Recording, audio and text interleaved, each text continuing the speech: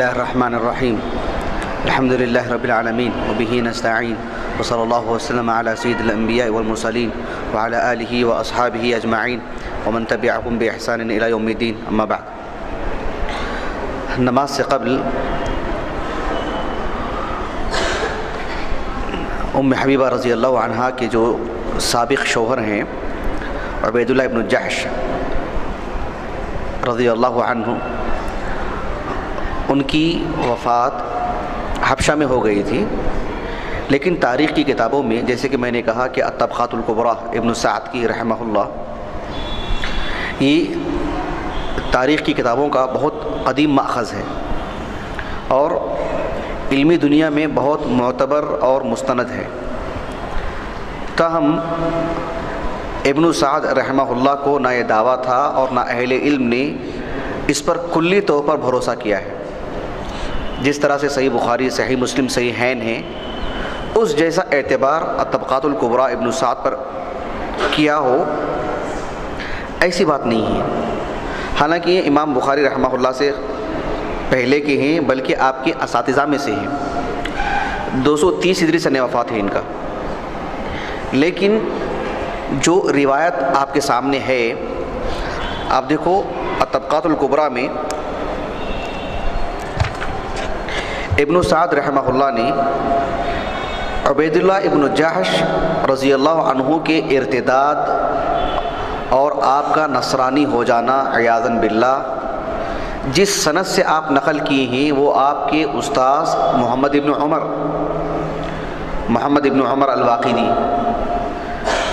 عمر الواقدی رحمہ اللہ، ان کی زندگی کو آپ اپنے سامنے رکھیے. چونکہ اس کتاب کا ماحصل آپ دیکھیں گے کہ بڑا حصہ انہی سے ہے، محمد بن عمر الواقدی سے. محمد بن عمر الواقدی کے خاص تلمیذ ہیں آپ نے اپنی کتاب کا دار و مدار بھی عموماً انہی پر رکھا ہے، بڑا حصہ. تو محمد بن عمر الواقدی رحمہ اللہ، ان کی المغازی ہے، معلوم ان کی المغازی نیچے ہے، ان کی المغازی. محمد بن سعد رحمہ اللہ ان کے خاص تلمیذ ہیں، ان کی کاتب ہیں. لیکن محمد بن عمر الواقدی جو ہیں 130 ہجری سن ولادت ہے ان کا. زندگی کا بڑا حصہ مدینہ نبویہ میں انہوں نے لگایا. پھر اس کے بعد تاجر تھے، تجارت میں کافی بڑا خسارہ ہوا ان کو، وہاں سے عراق چلے گئے. اور اس دور کا جو علمی مرکز تھا بغداد گئے. وہ ہارون الرشید رحمہ اللہ کا دور تھا، وہ ان کے پاس گئے اور صاحب علم ہونے کی وجہ سے آپ وہاں کے قاضی بھی بنائے گئے. 207 ہجری میں ان کا انتقال ہوا. محمد بن عمر الواقدی کی اگر بات آتی ہے تو آپ دیکھیں گے کہ محدثین نے ان کی خوب تجریح کی ہے. شاید ہی کوئی عظیم محدث ہوں، نامور محدث ہوں جر و تعدیل میں جن کا اعتبار ہو اور انہوں نے ان کی تجریح نہ کی ہو. سبوں نے. آپ سمجھتے ہیں کسی راوی کو جب کہتے ہیں متروک، سنا ہے نا آپ نے یہ کلمہ متروک؟ ترکہ سے اس میں مفعول، اس کا عمومی معنی چھوڑا ہوا، جسے چھوڑ دیا گیا ہو. لیکن حافظ ابن حجر العسقلانی رحمہ اللہ کے جو تقریب التہذیب ہے، اس میں جب کسی راوی سے متعلق متروک کہتے ہیں تو کیا معنی ہوتا ہے آپ میں سے کسی کو معلوم ہے؟ کیسے سمجھیں گے آپ؟ متروک کس کو کہتے ہیں؟ متروک اس راوی کو کہتے ہیں جہاں ایک طرف ان کی توثیق کسی نے نہ کی ہو. معروف کوئی محدث ان کی توثیق نہیں کی ہے ایک طرف.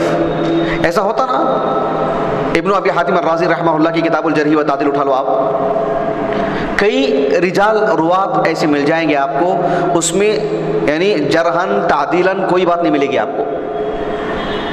ابن ابی حاتم الرازی رحمہ اللہ کی کتاب الجرح و تعدیل جو ہے، اس میں بیشتر روات ایسے ہیں جرحن تعدیلاً کوئی بات نہیں ملے گی آپ کو، نہ کسی کی جرح نہ کسی کی تعدیل، ایسی بڑی تعداد مل جائے گی آپ کو. لیکن کوئی ایسے راوی ہوں جن کے بارے میں توثیق بھی ہے، تجریح بھی ہے، تو پھر موازنہ کیا جائے گا، مکمل دراسہ کیا جائے گا.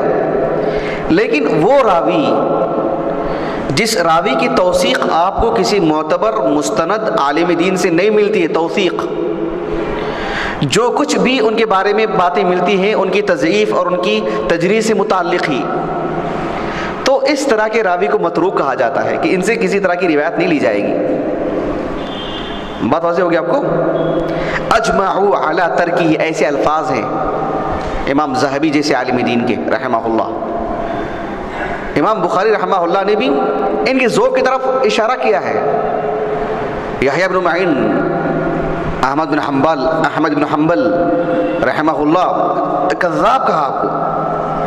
علی بن المدینی رحمہ اللہ نے بھی جرح کی ان کی، امام ابو داؤد نے، امام نسائی نے، ابن ابی حاتم الرازی رحمہ اللہ کے والد ابو حاتم الرازی، انہوں نے یکتب حدیثہ والی بات لکھی ہے۔ ابن عدی، ابن حبان، یعنی مطلب جتنے بھی معتبر علماء ہیں جن کے جر و تعدیل میں اقوال ملتے ہیں، بات ریکارڈ ہو رہی ہے، آپ میں جن کتابوں کے حوالے دے رہا ہوں آپ دیکھ لے سکتے ہیں جا کر، کیونکہ ہمارے پاس موجود ہے الحمدللہ۔ تو جہاں پر ان کی توثیق نہ ہوئی ہو اور اس کے برعکس اس کے مقابل یعنی ان کی تجریح خوب کی گئی ہو، اس طرح کے راوی کو متروک کہا جاتا ہے، اس طرح کے راوی کو۔ لیکن بات اگر سیرت کی کرتے ہیں، تاریخ کی کرتے ہیں، تو یقیناً اس میں ایک مرجع ہے۔ آپ حدیث کے باب میں آپ کی نہیں مطلب تجریح کی گئی ہے، کلی طور پر آپ سے روایت لی ہی نہیں جائے گی۔ لیکن اگر تاریخ اور سیرت کی بات کرتے ہیں تو آپ کی بات میں کچھ وزن ہے ایک حد تک۔ امام ذہبی رحمہ اللہ نے بھی تاریخ الاسلام جو ان کی کتاب ہے اس میں آپ نے یہاں تک بھی لکھا ہے کہ اگر محمد ابن عمر الواقدی رحمہ اللہ کی جو مرویات ہیں اگر ابن سعد کے حوالے سے اس کتاب میں ملتی ہیں تو ایک حد تک اس کا اعتبار ہے، کیونکہ محمد ابن سعد رحمہ اللہ نے اس کتاب میں اپنے استاد سے جو روایت لائے ہیں وہ سب روایت نہیں لائے ہیں، اس میں انتقاء کیا آپ نے چنندہ، اس کے باوجود بھی یہ ذوف نمایاں ہے، باقی ہے۔ ایسا نہیں ہے کہ محدثین نے اسے آنکھ بند کر کے لینے والی بات کہی ہو جیسے صحیحین سے متعلق ہے۔ جہاں مسئلہ ایک صحابی کے ارتداد کا، جہنم کا، خلود فی النار کا، ایک ایسے راوی سے ہمیں بات مل رہی ہے محمد ابن عمر الواقدی سے جو محدثین کے نزدیک متفقہ طور پر وہ ضعیف ہیں، متروک راوی ہیں، ان کے حوالے سے ایک سابقین اولین میں سے ایک صحابی کے ارتداد کی بات ملتی ہے، کیسے لیں گے ہم؟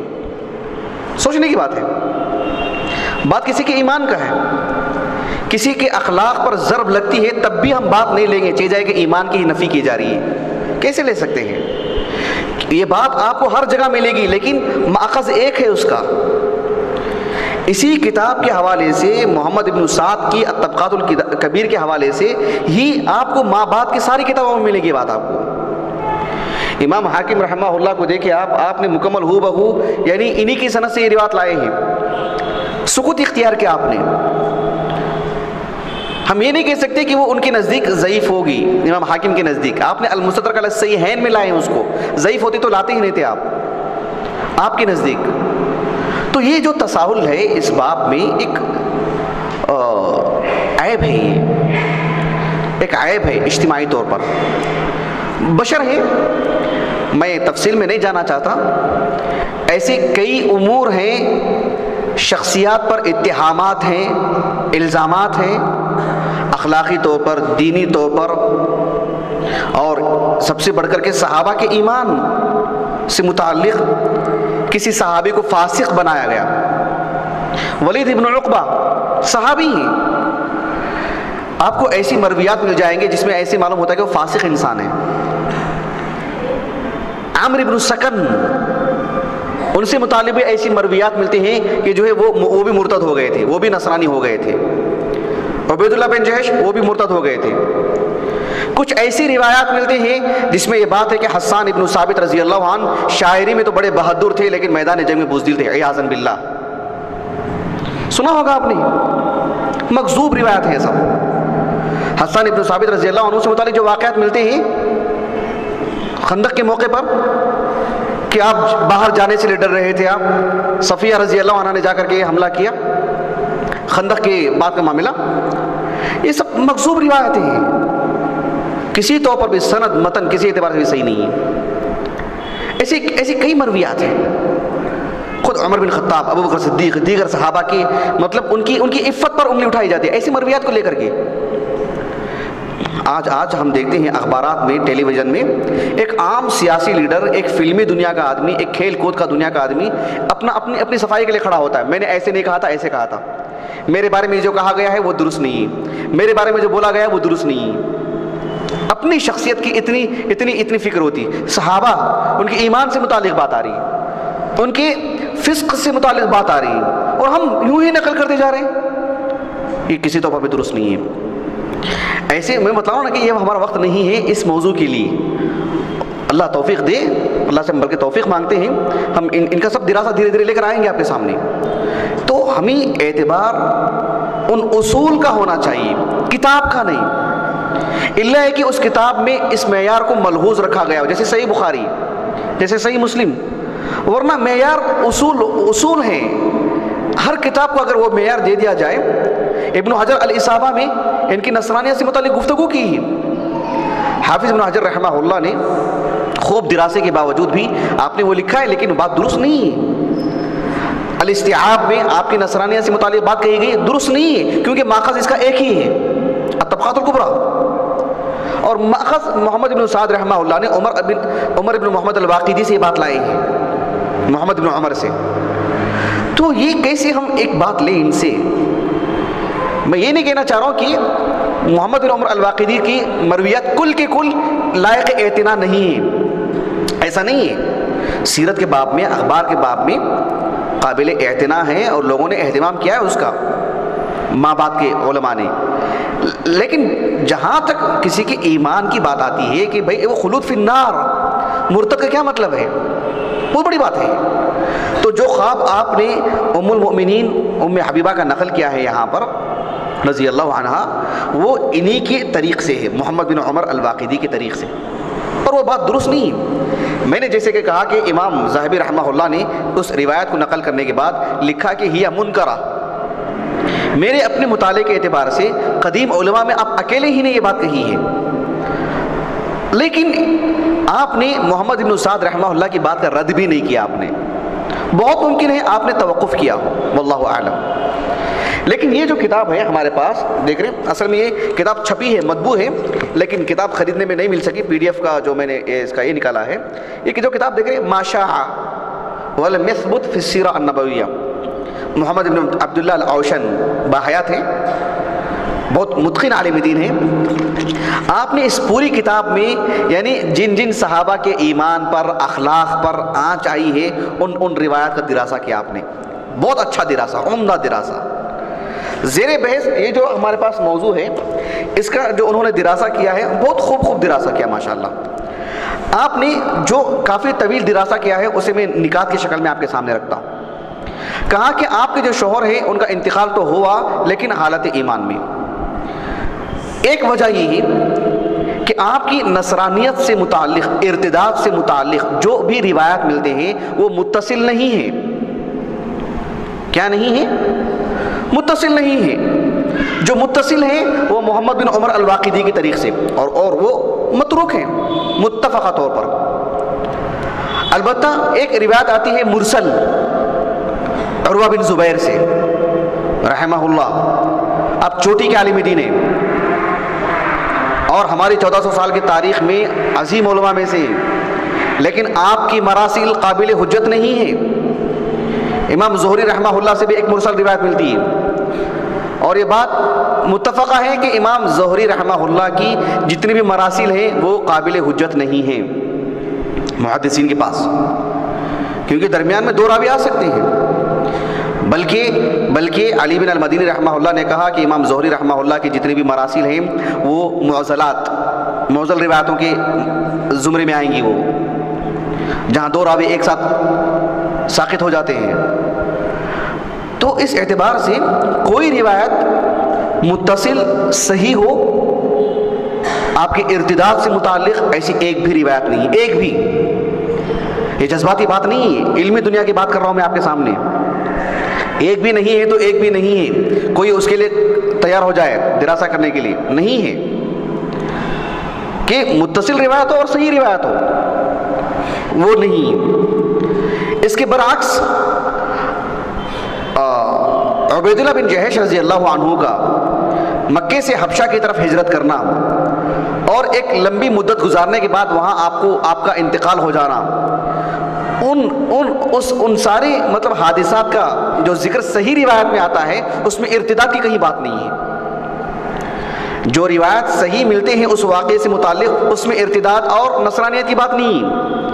جس میں ارتداد اور نصرانیت کی بات ہے وہ متصل روایتیں نہیں ہیں، صحیح روایتیں نہیں ہیں، یہ تو مرسل ہیں، متصل ہیں، لیکن وہ محمد بن عمر الواقدی کی طریق سے ہیں جو قابل حجت نہیں ہے۔ بات واضح ہو رہی ہے؟ ایک اور چیز یہ بھی ہے کہ آپ غور کر کے دیکھیے، میں ایک مضمون بھی لکھا تھا، میں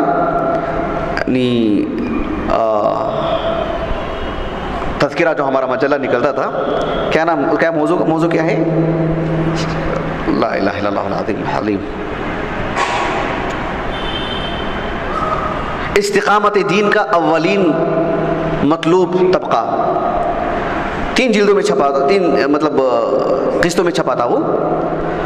اس میں ایک بات یہ بھی لکھا تھا کہ صحابہ کے ارتداد سے متعلق اب غور کر کے دیکھیں وہ بات کیا ہے کہ ابو سفیان رضی اللہ عنہ جب کافر تھے، مکے میں 13 سال بھی کافر تھے، وہ مدینے میں جب اللہ کے رسول چلے گئے صلی اللہ علیہ وسلم، احد میں سربراہ آپ ہی تھے، خندق کے موقع پر بھی کفار کی طرف سے 10,000 کا لشکر آیا تھا، سربراہ آپ ہی تھے۔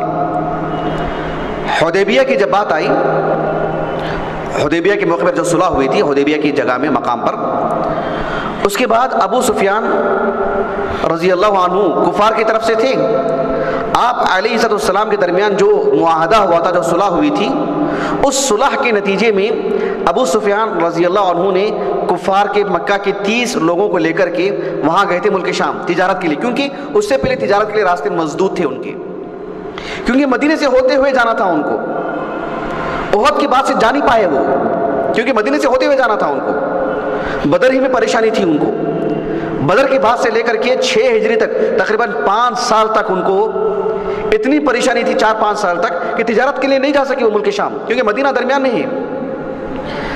حدیبیہ میں جو صلح ہوئی تھی اس کے بعد ان کو جانا پڑا، 30 لوگوں کو لے کے گئے، راستہ آسان تھا ان کے لیے، اور اسی وقت میں اللہ کے رسول نے بادشاہوں کے نام خطوط بھی بھیجے تھے، تو ایک خط آپ نے ہرقل کے نام پہ بھیجا تھا۔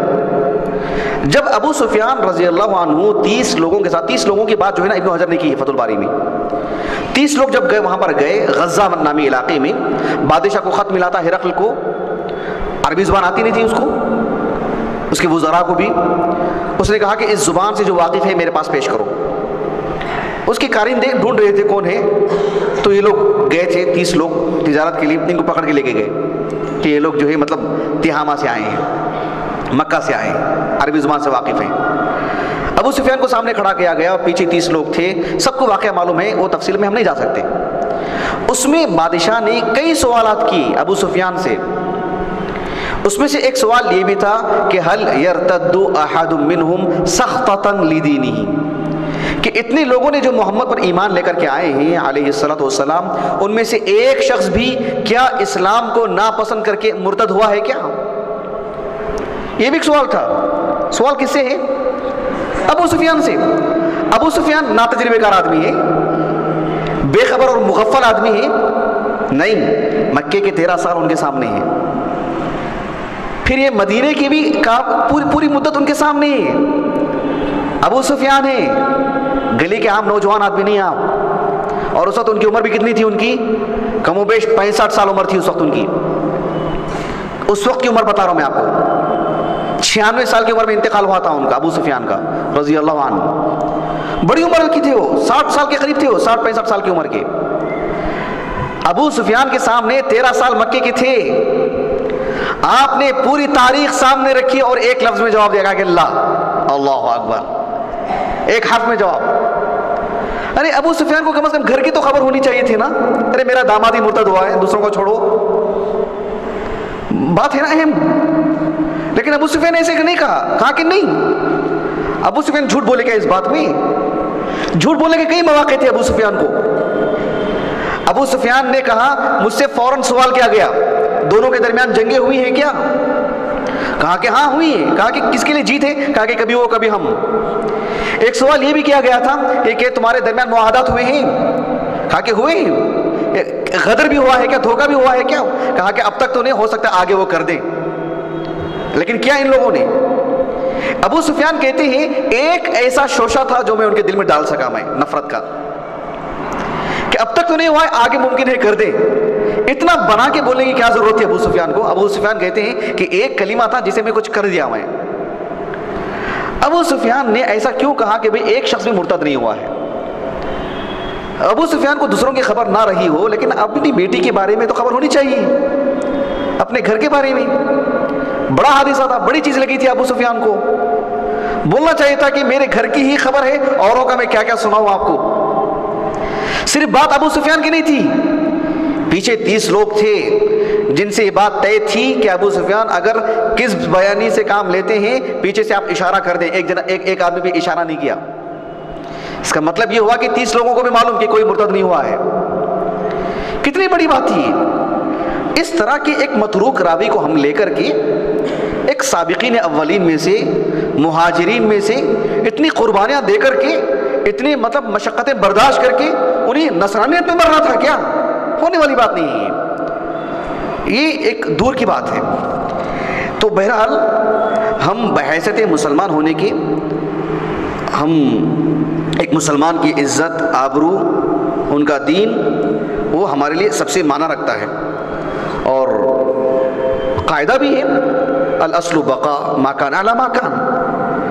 ایک شخص کی عزت, آبرو وہ اہم ہے. جب تک کہ اس کی عکس کوئی چیز ہمیں خبر نہیں ملتی ہے, ہم اصل پہ باقی رہیں گے. ایک مسلمان کی عزت و آبرو سے متعلق ہم یہی کہیں گے کہ وہ عادل انسان ہے, وہ اچھا انسان ہے, وہ مسلمان ہے. جب تک کہ ہمیں ٹھوس انداز میں کوئی خبر نہیں مل جاتی کہ وہ ایسے نہیں ایسے ہیں, اور اچھی طرح نہیں معلوم ہو جاتی یہ بات, تب تک ہم اصل پہ باقی رہیں گے. تو یہ ایک ابو سفیان رضی اللہ عنہ کے, جو عبید اللہ بن جہش ہیں رضی اللہ عنہ, ان کی وفات ہوئی اور وہ حالت اسلام میں ہوئی رضی اللہ عنہ ورضا. یہ جو ہے اس کا خلاصہ ہے.